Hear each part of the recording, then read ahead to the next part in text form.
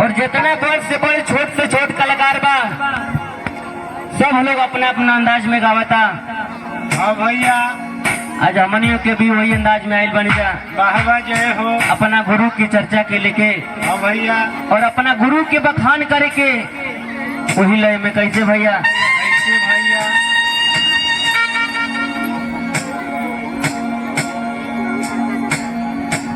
जननी की जननी तू जननी जगत के जयती जयती जयकार जग जननी जननी तू जोगिनी के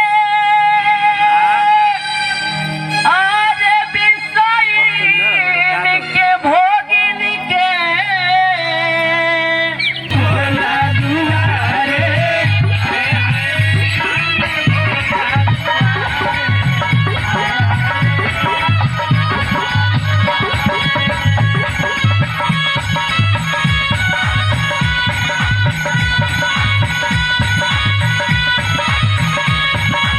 भैया कौन वाले भैया कीबोर्ड से थोड़ा सा आवाज उठा दो भैया, आवाज बिल्कुल।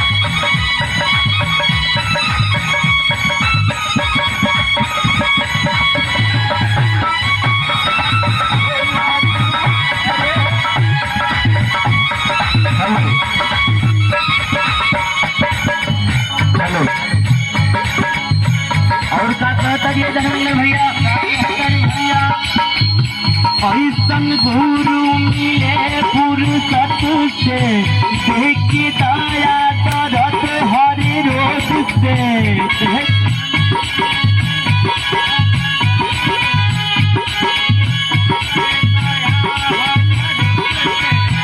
ऐसन गुरु मिले फुर्सत से देखी दया करत हर रोज से।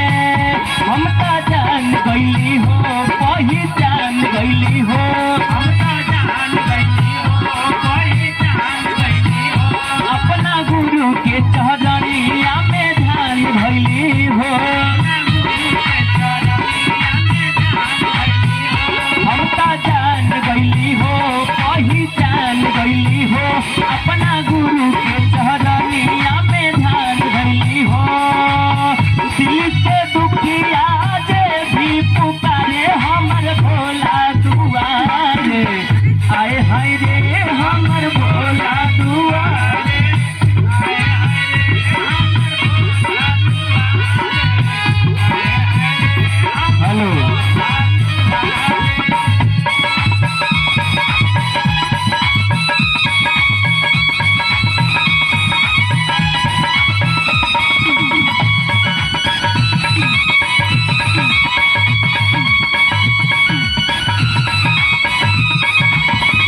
जय हो क्या बात है। हो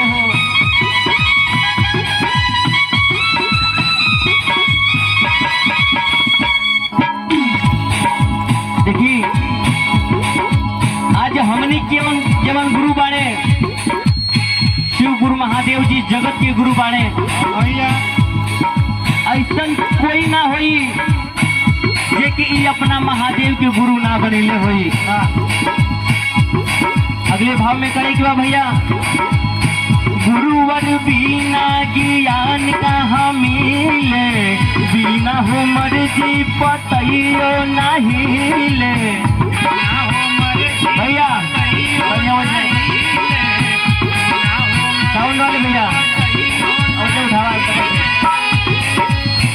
बिना मर्जी ज्ञान कहाँ मिले, बिना हो मर्जी पतइयो नहीं ले।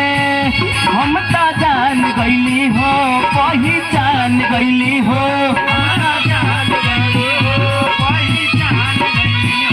अपना गुरु के चरनिया में ध्यान भइली हो।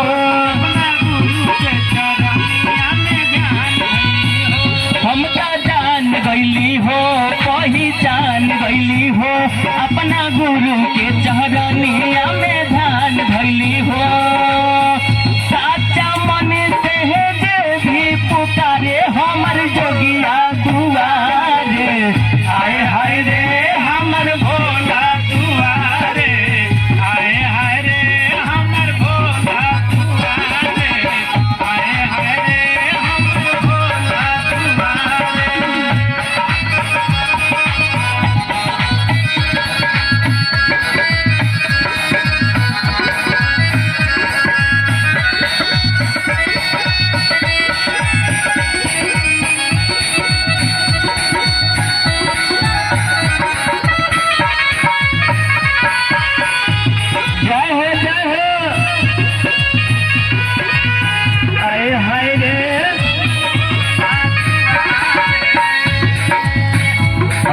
कहतारी भैया कैसे भैया गुरबन वहां पे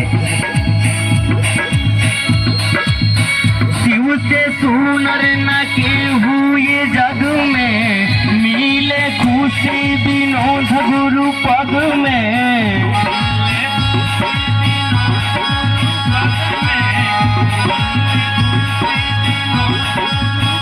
शिव से सुनर न के हुए जग में मिले खुशी विनोद गुरु पग में हम तो जान गईली हो पहचान गईली हो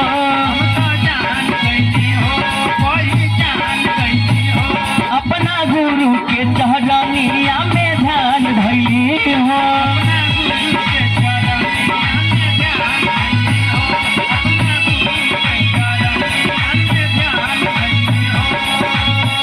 दर पे चंदन में सुपधारे हमर भोला दुआरे आए हाय रे हमर भोला दुआरे आए हाय रे हमर भोला दुआरे आए हाय रे हमर भोला दुआरे आए हाय रे हमर भोला दुआरे आए हाय रे हमर भोला दुआरे आए हाय रे हमर भोला